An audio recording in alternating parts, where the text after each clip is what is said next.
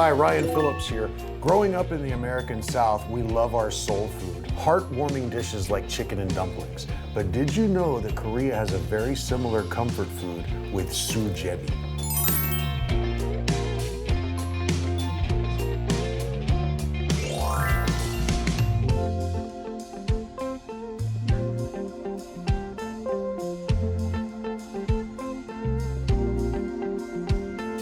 All right, so we're gonna do this broth with these dried anchovies.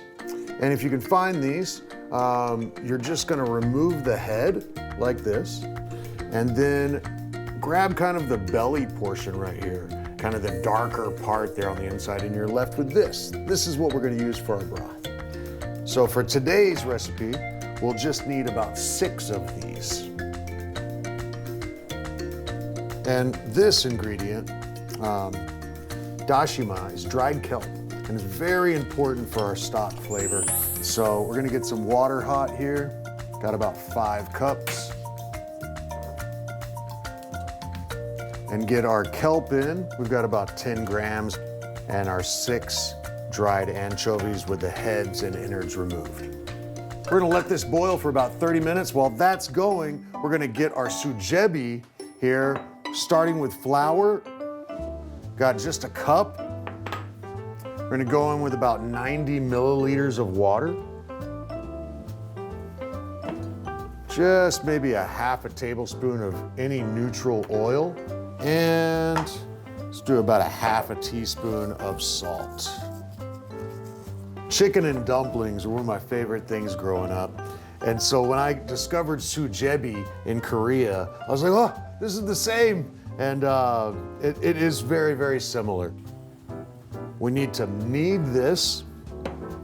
We're gonna get all this to come together. Now it is important to knead this dough for 10 or 15 minutes. So get a bit of a workout here. If you don't knead it enough, you won't have the right texture. Okay, I've been kneading this for about 15 minutes. This is looking pretty good and smooth. What you gotta do, just like when you're making Italian style pasta, you've gotta let this dough rest for a bit.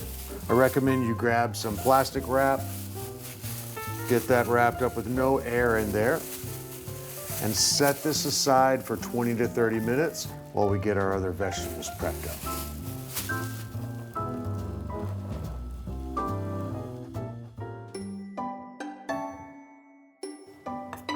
Cut your potato into bite-sized slices. Julienne the onion. Slice your carrots.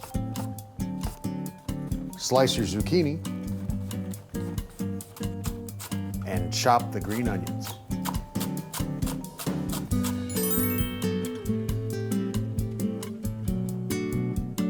All right, our broth has been going for about 30 minutes.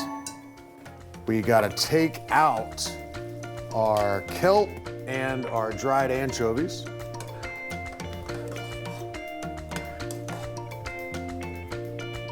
Okay. When you take these out, now we're gonna go in with the potatoes and the onions.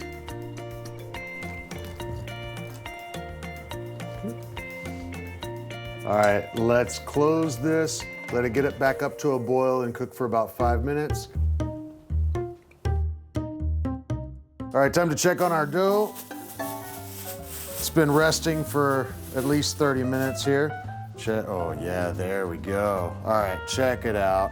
See how stretchy it is? You can get it almost translucent here. Okay, let's remove our lid. Make sure this is boiling nice and strong. We're gonna hand pull these, and everybody can gather around the pot and help. And try to get them nice and thin and drop them. I think one of the important things that make sujebi such a great comfort food is that the texture of these dumplings, they're kind of tender but kind of chewy at the same time. All right, we've almost got all of this in there. All right. Once you've got all those in, let's go in with all of these veggies. And minced garlic. And just a little bit of soy sauce. We don't want to make a dark broth here.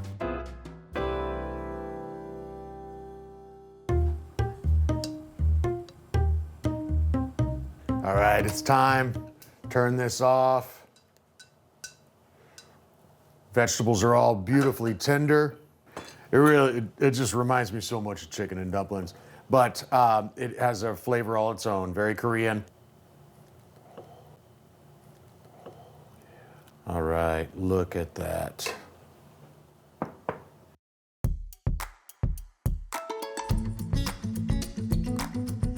Time to eat.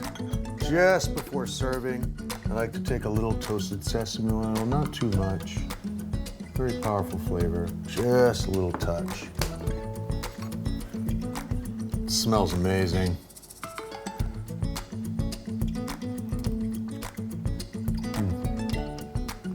Just absolute comfort food.